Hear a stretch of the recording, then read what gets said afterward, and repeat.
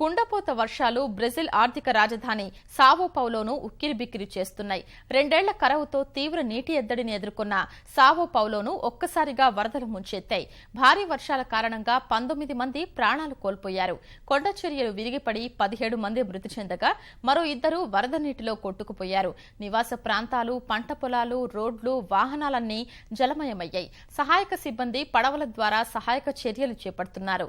వరద బాధిత ప్రాంతాల్లో చిక్కుకున్న వారిని సురక్షిత ప్రాంతాలకు తరలిస్తున్నారు. వరదల కారణంగా రవాణా వ్యవస్థ స్తంభించింది.